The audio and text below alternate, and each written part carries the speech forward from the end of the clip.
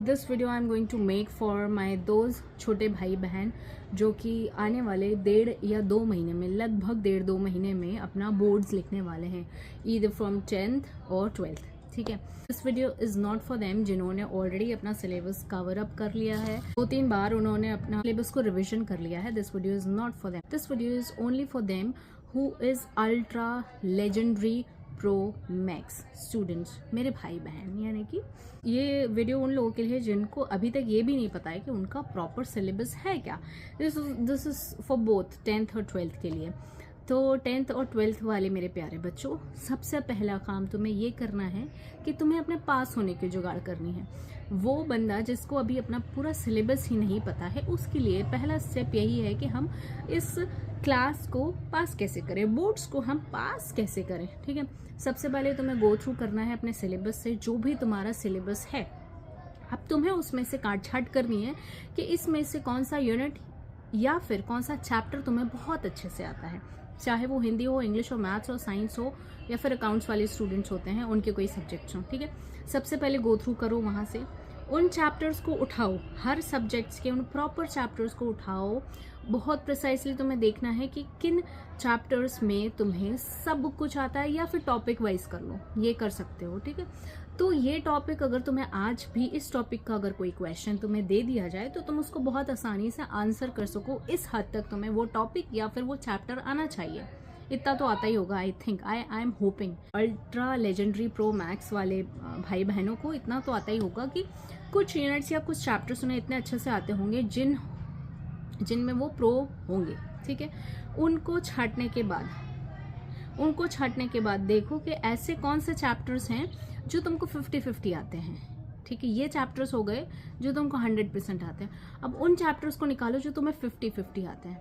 अब उन 50-50 में से उस 50 पार्ट्स पे पहले नज़र दौड़ाओ, जो 50 पार्ट तुम्हें बहुत अच्छे से आता है उसको देख लो कि इसमें कोई बात छूटी तो नहीं है कि तुम्हें इस 50% पोर्शन में से अगर कोई क्वेश्चन आया है तो तुम उसका आंसर नहीं कर पाओगे।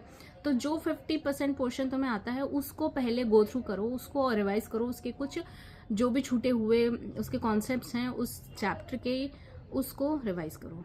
बाकी का बचा वो 50% चैप्टर।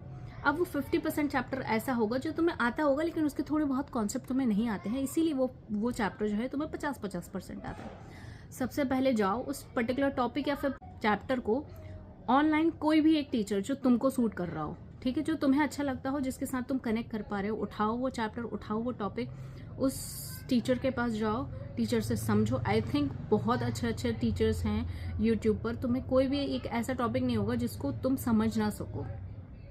उस टॉपिक को उठाओ, टीचर से समझो, वापस से उस बुक पर आओ, उन क्वेश्चंस पे आओ, अब देखो तुमसे वो बन रहा है या नहीं।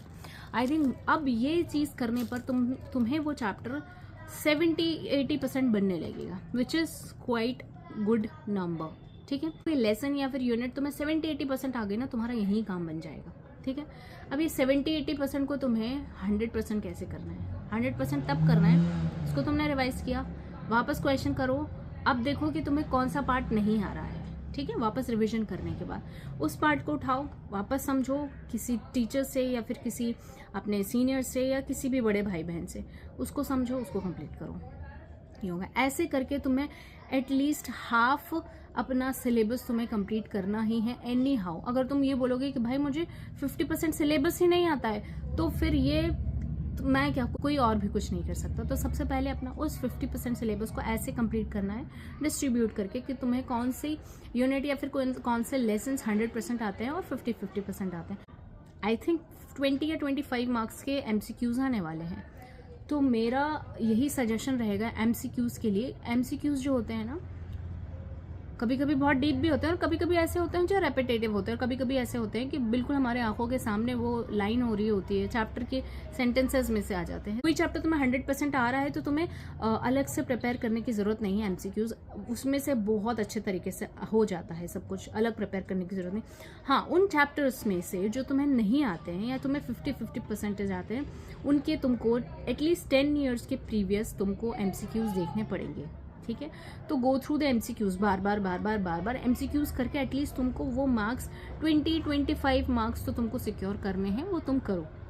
अब ये तुम्हारी मर्जी है, चाहे तुम उसको MCQs को घोल के पी जाओ या फिर तुम MCQs के पीछे पड़ जाओ, आई डोंट नो, बट तुम्हें MCQs के मार्क्स सिक्योर करना तुम्हारा कर्तव्य है। इतना भी नहीं करोगे तो दूसरे साल का इंतज़ार करो। I think so.